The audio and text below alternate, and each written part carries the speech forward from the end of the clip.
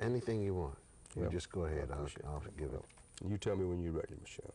Okay, we're rolling. Okay. You know, first of all, thank you for doing this. I appreciate it. I have to. I have to do it. Tell me why you have to do it. In my case, so much has gone out over every news, every network, every cable station. I don't think there's anybody left in the United States who doesn't know what happened to the son of this comedian. And I think it's time for me to tell the people that we have to laugh. We've got to laugh. Hundreds of thousands of people go through tragedy, loss of life, sometimes things that may even be worse feeling than. But I think what's important, Dan, is people, I hate to say get on with their life, because it's cliche-ish. Cliche meaning after a while you say it so long it really doesn't have feeling. But I would tell you what happened, if you don't mind, Please. at his burial. And I get to a certain point when I tell this story, and I haven't been able to control it yet. It's like running a 400-meter race, and you reach that 300-meter part, and Riggy jumps out and says, "Whap!" You know, you still, no matter how old you are, you get to that. And I hope to get over that.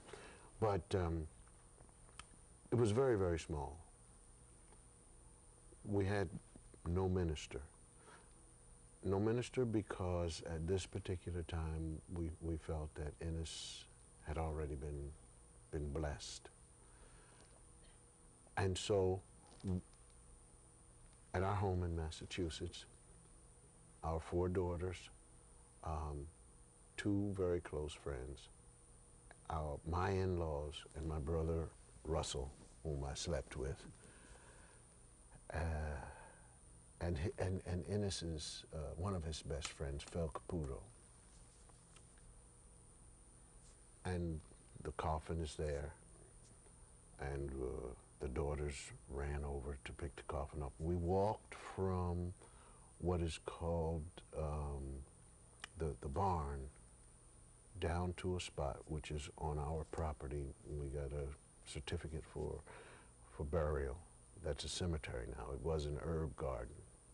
I still think it's an herb garden with Ennis. And we picked up the coffin. Now, there's about 10, 11 people just putting their hands on it. And we carried it down the hill. We're talking about maybe 75 meters to the spot. There's no one there, just family. There's a setup, and the press was absolutely wonderful. There was no photographers going crazy, no overhead helicopters. They were absolutely wonderful. And we set it down, then we joined hands, and we had on clothes like this. And it's cold, Massachusetts, and some snow is still there. I set the coffin down over the hole, and I said, we now want to give praise to God for allowing us to know him. Not for giving him to us, but just letting us know it. And bow your head and give praise to God. And when you finish with your prayer, bring your head up. So after everybody's head was up, I said, we're still joined hands. I said, everybody, please, if you want to say something to Ennis, say it. So now this is the part, the sister, the first sister to talk to Ennis, she started with something, trying to talk in between crying and saying, and then she she started to laugh a little bit because she was talking to Ennis, and she said, Ennis, I'm just sounding like myself, aren't I? And everybody smiled and we chuckled. And she said, and then the second one, who was our last born, she said, I want to say something. I would like to say something. And she started talking, and then in her talk, all of a sudden she said, yeah, but Ennis, I know you know I'm lying. And everybody broke up again. And after that, Dan, the laughter started to go around, but it was really focused on his sense of humor, who he is and who we know Ennis to be. And it went all the way around to my poor brother-in-law, Guy, was looking at us for a while like, is this some form of behavior that, you know, psychiatrists, you know, but then he understood that it is Ennis's personality, and we are this family, and so it was just laughter all the way around, and then he got to me, and I said,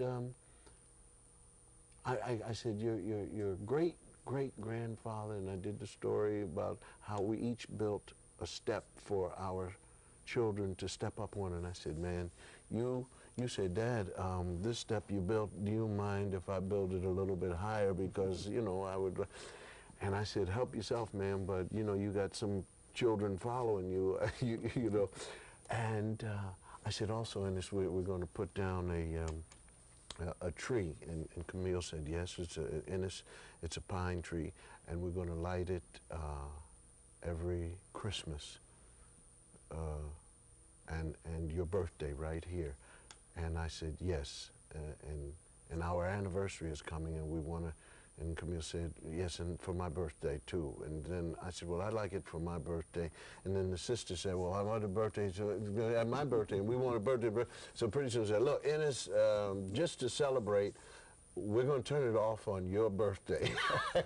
And we were laughing, and I said, okay, everybody was finished. Now, Dan, we walked back up the hill we had walked down, and I turned to my brother Russell, and I said, don't you feel very light? And Russ said, yeah. He said, I feel light, I feel happy. He said, man, he said, this is kind of strange. I said, yeah. I said, we went down feeling like slaves, and we're coming back up feeling like free people. And then the other thing, Dan, was it was like, you know, the New Orleans funerals? I said, Russ, we did the New Orleans funeral without knowing it, but we did it without the band. Without just a closer walk with thee. Yeah, exactly. And to this day,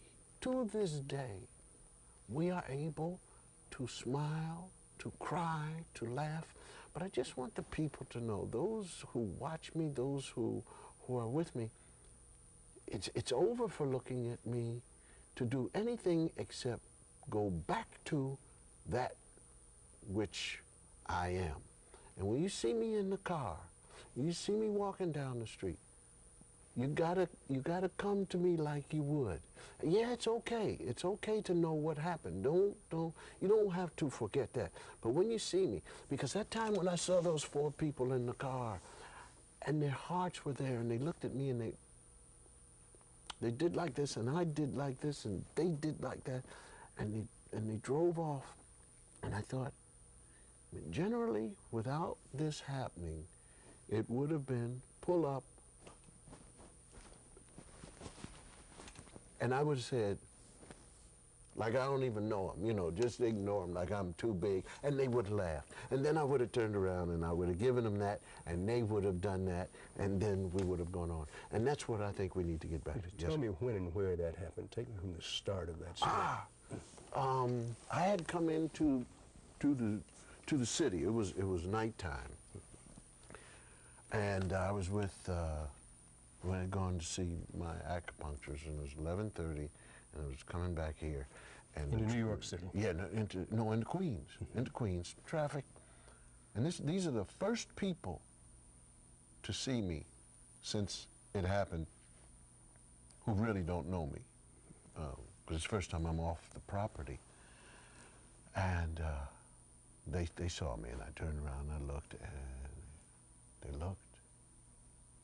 And then at nighttime, and I said, and the guy went, in the whole car, you just, and I said to the driver, I said,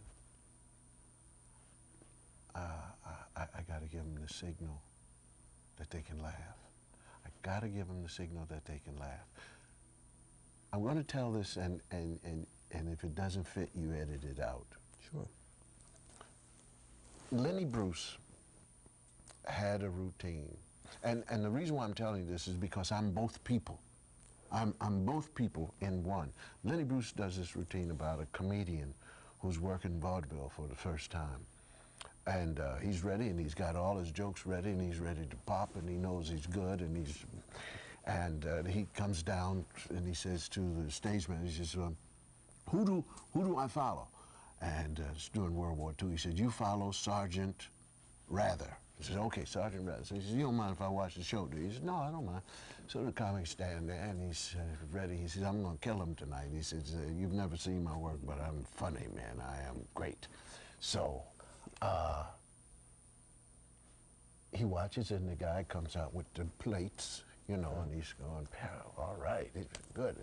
And now, ladies and gentlemen, the Joanne Curley bouncing dogs, you know, and the dogs flipping in this, hey, good. He says, and now the Siamese twins, so I said, okay, fine. He says, and now, the guy says, well, you better get ready, because Sergeant Rather is coming on. The guy said, okay. He says, Sergeant Rather, and the house lights go down, the curtain parts, and out comes a guy in an Army uniform. Now, this is Lenny Bruce's routine. Both legs amputated above the knee, but where the legs are, there's two American flag decals. He got a decal on his, what's left of her left arm, Army uniform, medals, patch over one eye, rolls out in the wheelchair, and the music, and the fellow starts to sing, talk, my buddy. Lights are low since you went away. I dream of you all through the day, my buddy. And you can hear people crying, weeping. And at the end, he wheels off. And the voice says, and now, the comedy of so-and-so. And this guy goes out, and of course, it goes right into the you-know-what. And I felt that I am that person in one. From those people looking at me in that car, that I am the comedian, but when they look at me, they see the tragedy and whatever else has come upon. But I just want them to know now is time for us. We have to get back to that spirit going up the hill, that light feeling. I got you. Okay. And that's the reason you called me. You said you want to talk about it now. Yeah, I had to call you and just tell you, ask you if I could tell the American public, the people, that we have to come on and if we can just laugh and enjoy each other. And of course, to all those families that have suffered and the relatives who still have it. It's okay to have it in, but we can't, we got to get out. God also gave us laughter. And when those people saw you in the car, yeah, and they wanted you to know that they were with you, yeah, but they were grim, maybe yeah, even glum. Well, what it was the sympathy poured. True, people don't know what to say. That's exactly right. When my mother died, I was doing a show. When my mother died and they heard about it, and they came into my dressing room and the guy said to me, he said, "I'm sorry to hear about your mother." I said, "It's okay." He said, "You only get one, you know." And man, that hit me, boom. I said, "Oh." And the glory of that, you only get one. And then a lady came to the door and she knocked and she said, "Sorry to hear about your mother," she said. I said, "Thank you." She said, "You only get one, you know."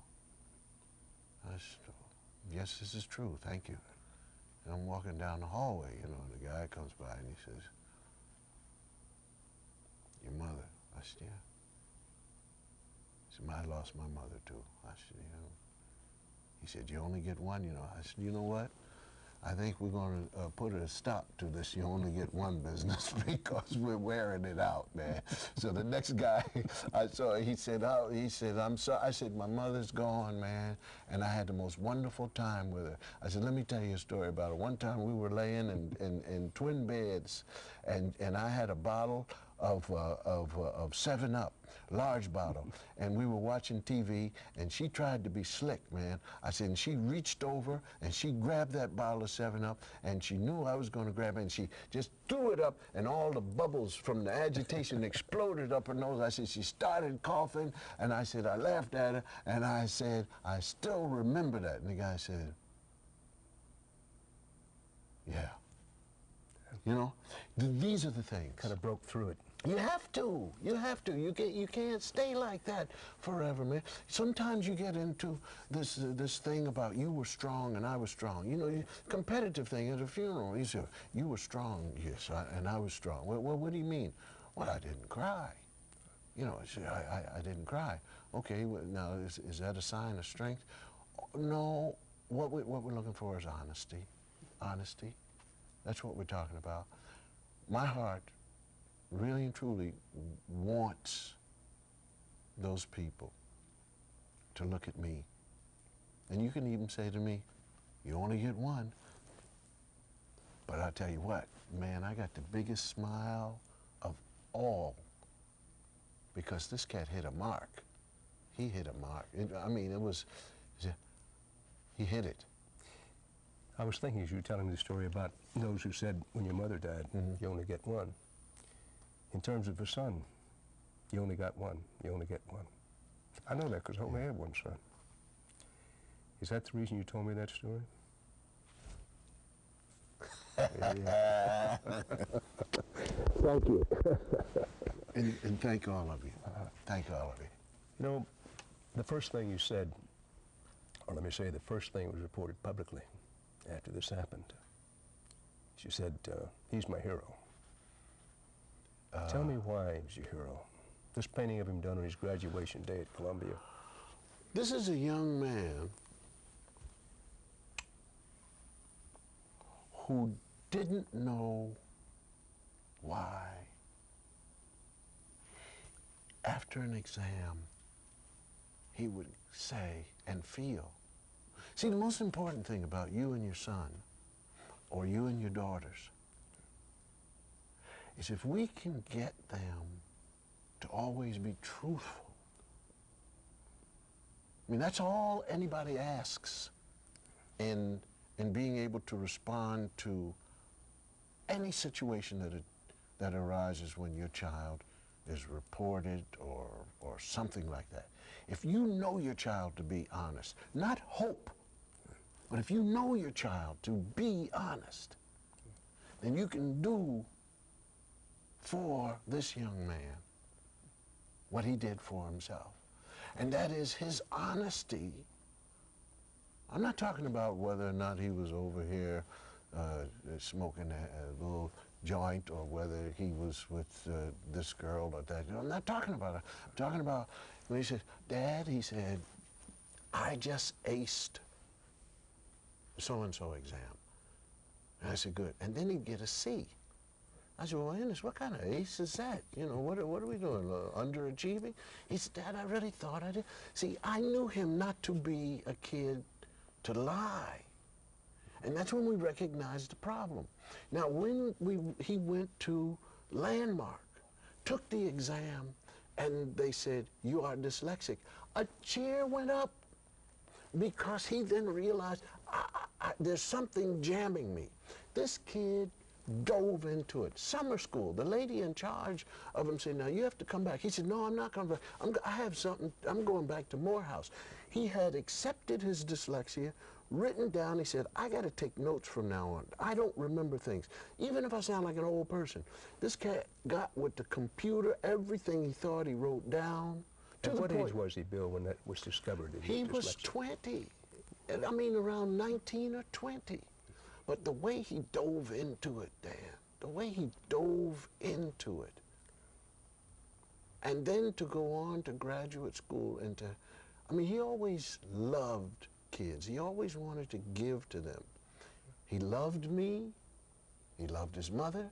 He loved watching me on TV. I remember when he was a little kid, man, I almost wrung his neck.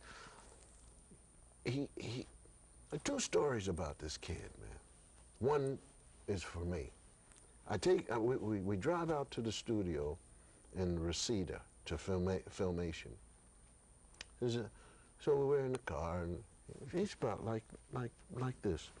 And get out of the car and I go in the studio, and I said, now you sit over there and talk to these guys. And so we go over, and I go in the studio, I get the script. You know, I said, okay, Bill, the first characters you're going to do.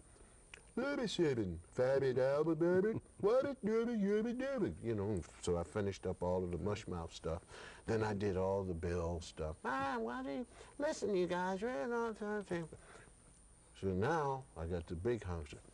Hey, I'm going to do this, I'm going to do that. So I finished, about 7 scripts, finished. I come out, he ran, and it was right around here. Bam, and he said, Dad, you're Fat Albert. I mean, this guy there. So I've forgotten what the other story. Well, oh yeah, Cincinnati. So he's about like this still. So we go to the hotel room, just the two of us on the road, man. So I said, now look, Ennis, I'm going to go to work. Lock this door, and you wait until I come back. He said, okay. I said, if anybody knocks on the door, you call down at the desk and you tell them somebody's knocking on your door, but don't open this door for anybody. He said, okay, Dad. I go down to do a show, Cincinnati. I'm on stage entertaining 4,000 people. I see a little head coming down the center aisle, man. And he goes and he sits down next to this lady, man. It's not an empty seat. He's just sitting there like that, smiling and looking at me. And I said, you know, I'm doing, and there's, I said, I said to the guy, go get my son, please, put him up here. And I said, after it's over, I said, listen, well, he said, you're funny. You know, I should have known he wasn't too bright then. You know what I mean? I should have recognized the dyslexia way back then. But man, this is the guy. This is the guy. And he was here, and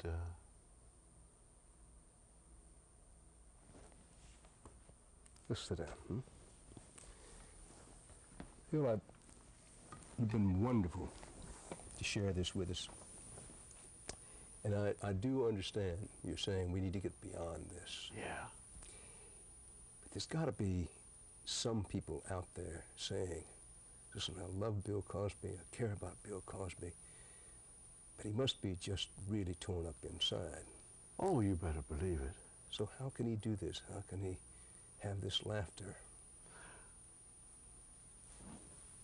Mandela spent 27 years in prison. People beating him, not feeding him, calling him derogatory. I mean, the lowest form I can imagine. Only Mandela can really tell his story. I can imagine it. And if I were a writer and if I took more time, I could probably lay some great stuff down about pain, about reasons to remain bitter, about all of that. When I was a physical therapist, I think this is the answer. When I was a physical therapist in the Navy, working with my boss, Gene Heath, and the doctor would write the prescription and give it to the physical therapist, and you follow out with what you're going to do, the exercise. And there were times, I had patients who were amputees, I had patients with, one fellow I remember crashed a jet, half his body burned, horrible, just horrible looking, and then I had a Major Riggins, I think it was from Mississippi, and here I am from Philadelphia, and he said, "Well, how are you today?" Some nut, he was sitting in the park, and some nut took an axe, man, and just whack, and Major Riggins, I don't know if he's dead or alive or where he is, but he had the most wonderful, these people, two white people from Mississippi, man, we're talking 1959, you understand what I'm saying? I understand completely. But these two people, and I'm the physical therapist, and it had already slowed him down a little bit at work, but it made him sound, even that sound. Jewish people, that Nazi sound. I remember watching so many movies about the German sound and the Nazis, all of our movies, black and white. So finally, man, when I got to Germany, for the first time, I heard, and man, I started, because the movies had conditioned me. Anyway, I had often thought, because my life, I'm 21-something years old, man. I'm going to go to Temple University. I'm going to play football and run track, and I'm going to be the greatest school teacher anybody's ever seen, because it's time for me to reach and save these kids. And I thought about, what would I do if I was paralyzed? And the answer was easy. I'd kill myself. If I lost both legs, what would I do? I would kill myself. As a physical therapist, you watch people come down. I had a priest. I got it. I had the priest. Good. Go ahead. Just